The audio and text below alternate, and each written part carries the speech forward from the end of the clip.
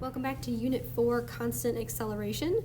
Today we are connecting the concept of acceleration to graphing. So in order to make that connection, we are going to kind of go back to some ideas from last unit, constant velocity, specifically related to a velocity versus time graph. So let's take a look at an example of a velocity versus time graph. Remember, for these graphs, we've got those positive and negative and that zero region to tell us what those velocities are. So let's just say we have a velocity versus time graph that looks something like this. Our object has a positive velocity and then a negative, or a zero velocity and then a negative velocity. And those are very abrupt changes, so we're going to draw those dotted lines there. So what we see in this graph is we see that there's an area of a positive, constant velocity to start, and then there's a constant zero velocity, and then a constant negative velocity, because obviously we were in the unit of constant velocity, but we have to ask the question today, what does a velocity versus time graph look like for an accelerating object? So we want to remember what the definition of acceleration is. Right, something that's accelerating is changing its velocity. So acceleration is a change in velocity over a period of time. And what we notice from this constant velocity graph is that for this positive region, the velocity is constant, it's not changing.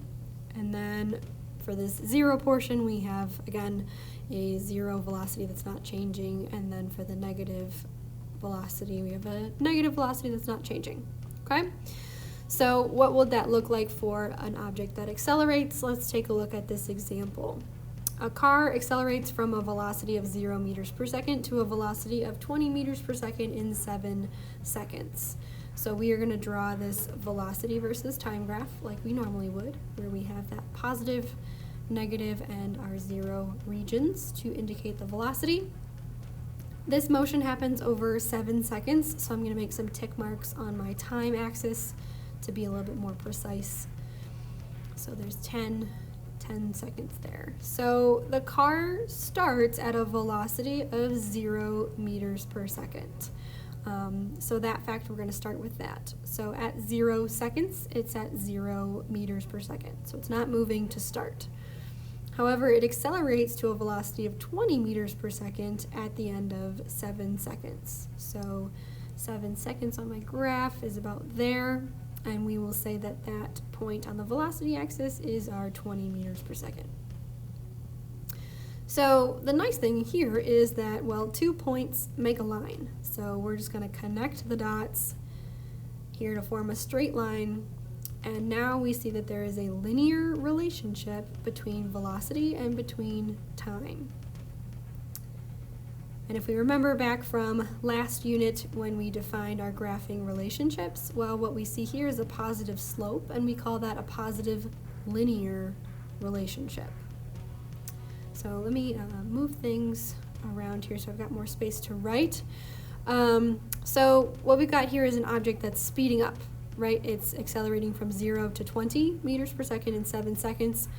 And we talked last video about how speeding up means that you have a positive acceleration. If you're speeding up, you have a positive acceleration. So in terms of what does a velocity versus time graph look like for an accelerating object, we can make a couple different assumptions here. So we can have 3 different scenarios. Like we just saw, we could have the speeding up scenario where we would have a positive linear relationship that's a positive slope.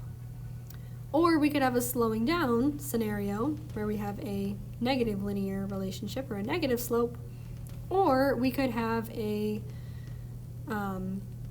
just a constant velocity like we've seen before where that's no slope. And again, we saw that all of Unit 3 where our velocity was constant.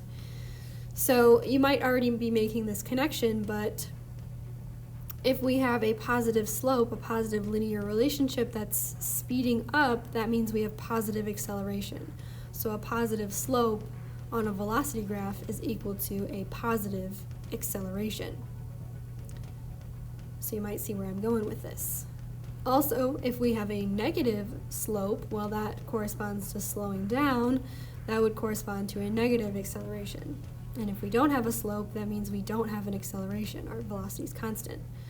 So a really big point to make here is that whatever the slope is on a velocity graph, the slope is going to correspond to the acceleration. So for a positive slope, we have positive acceleration, negative slope, negative acceleration, and no slope is no acceleration.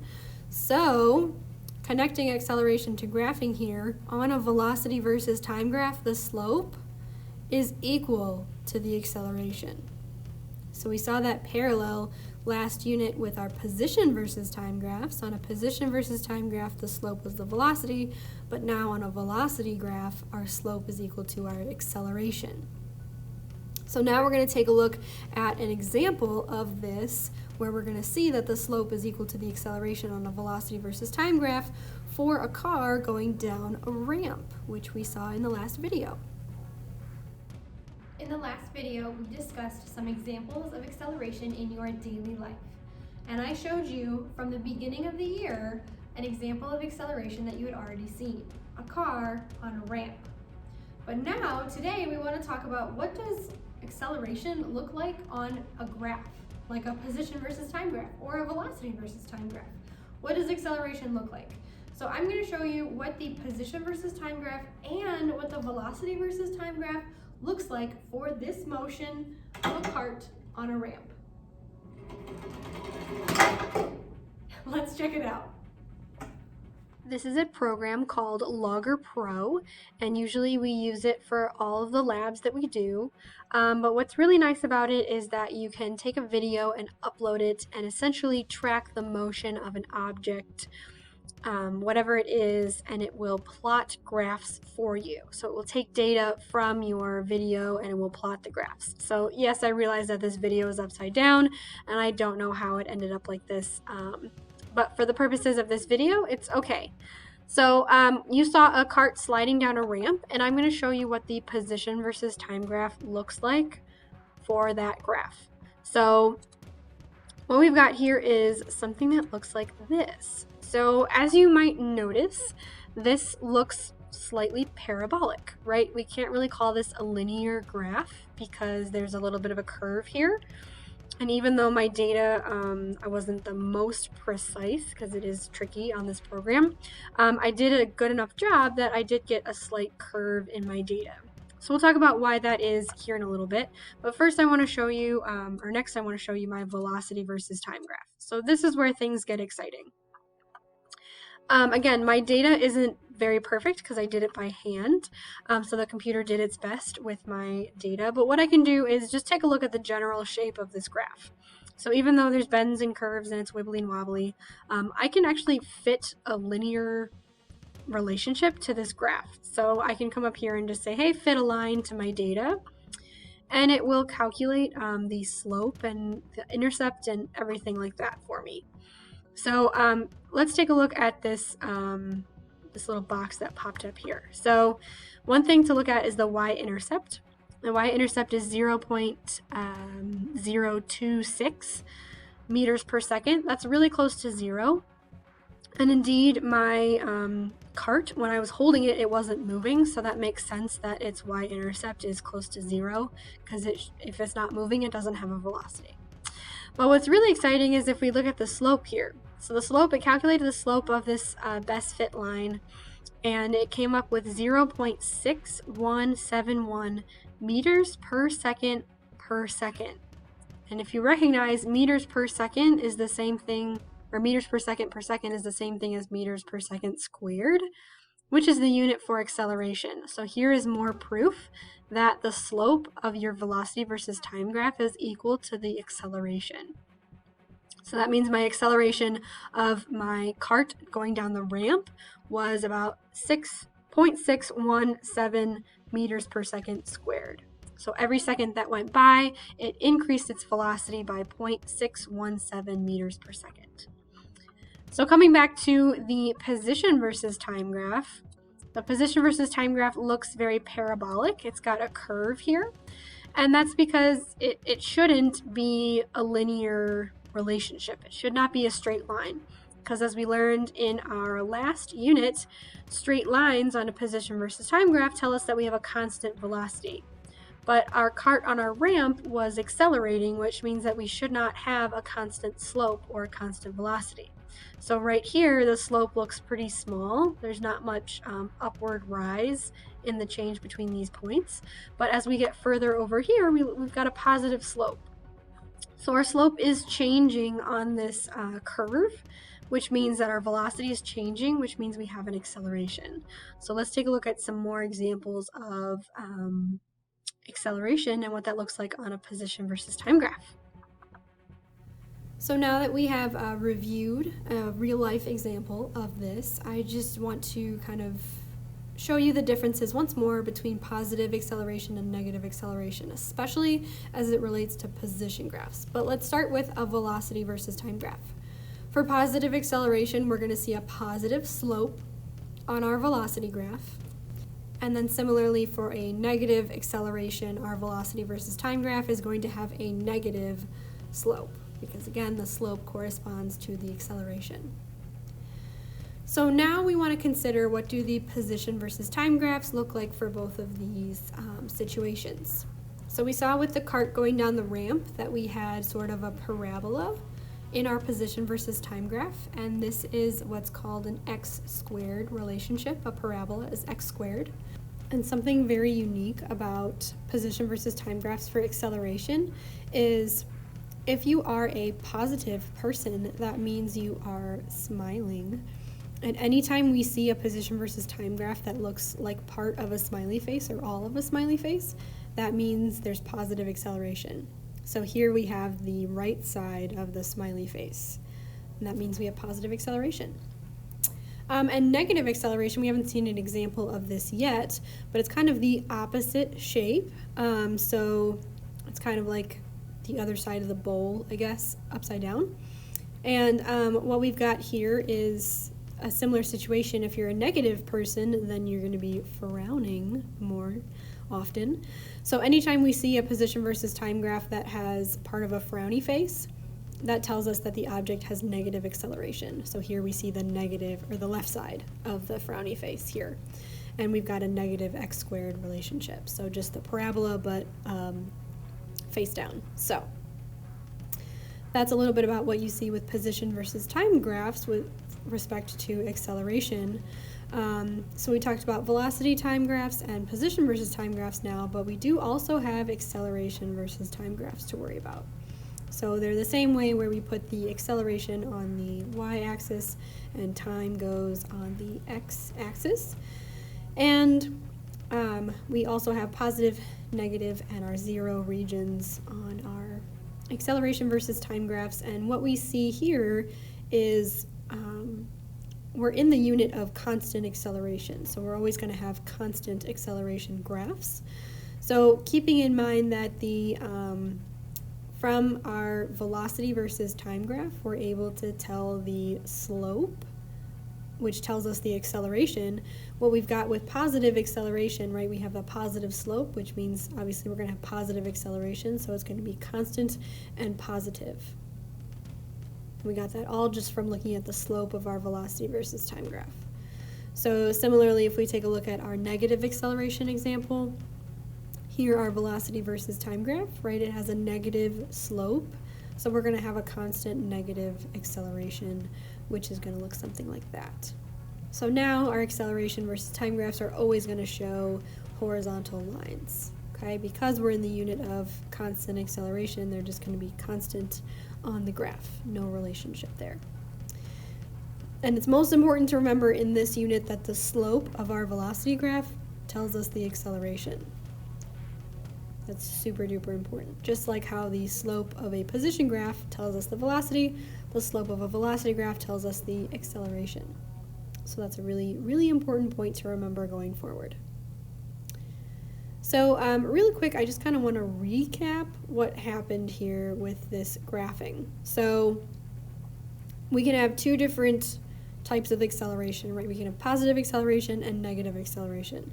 So positive acceleration is going to appear like a smiley face on our graph, our position versus time graph. It's going to look like a smiley face. So that's going to look like a positive parabola. So again, that's a smiley face. If you're a positive person, you smile. And that tells us that we have positive acceleration if it's a smiley face. And again, we could be looking at either side or both sides of this parabola. So we could be looking at the left side or the right side. It doesn't have to be a full smiley face, but any part of a smiley face on a position versus time graph tells us that there's positive acceleration. Conversely, if we have any part of a negative parabola or a frowny face, that's going to indicate that we have negative acceleration. So again, our position versus time graph could just look like the left side of this frowny face, or just the right side, or it could look like the full thing. But any part of a frowny face in a position versus time graph tells us that we have negative acceleration. So with our position versus time graphs, now we are looking at their frowny face or smiley face, and that tells us what type of acceleration we have.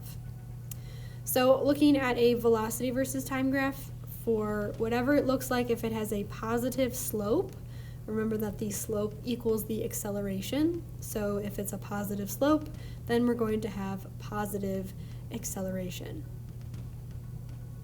So again, we could have any part of that graph or the whole thing.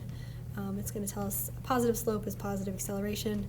And conversely, again, if we have a negative slope, the slope equals the acceleration. So we're going to have a negative acceleration for any velocity versus time graph that has a negative slope. That means negative acceleration.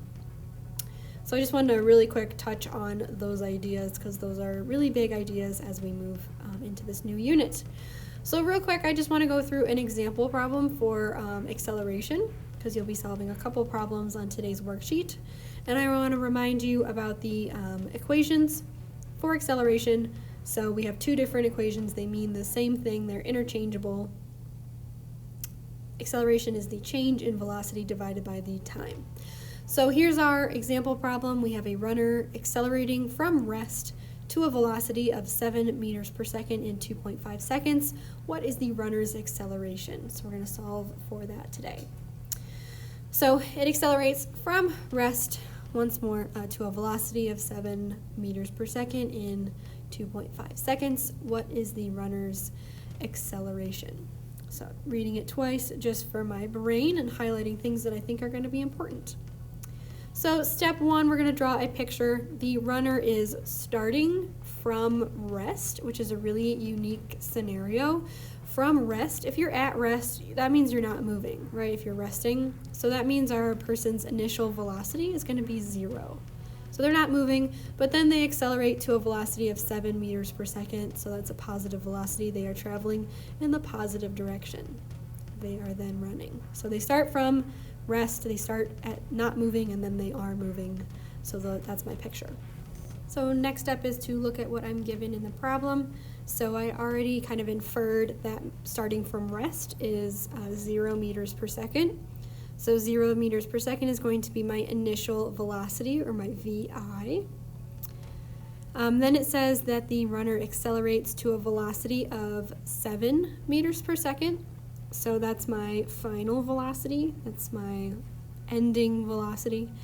So 7 meters per second is going to be equal to the runner's final velocity, or VF. It also tells me in the problem that this takes 2.5 seconds. So 2.5 seconds is going to tell me the time, because seconds is a unit of time. So that's how much time it takes. So those are all the numbers I'm given in the problem. And finally, step 3 here, what am I looking to find? What's my unknown? My unknown is my acceleration. So my average acceleration is equal to question mark, because we don't know. Moving on to step 4, it's time to pick an equation. Both of these equations for acceleration mean the same thing. Personally, I prefer the equation on the right, just because it's like one less step to worry about, since both of your velocity values are already given in the equation. So my equation is acceleration is equal to the final velocity minus the initial velocity, all of that divided by time. Great news, I don't need step 5 because I don't need to rearrange. I'm solving for acceleration and it's by itself. So step 6, I'm going to check my units. What are my units for acceleration? I'm going to plug in the units for velocity, which are meters per second, divided by the units for time, because that's what my equation is. My units for time are seconds. So I've got meters divided by seconds, which is meters per second squared, which is our standard unit for acceleration. So we're good. Finally, I'm going to solve my problem here.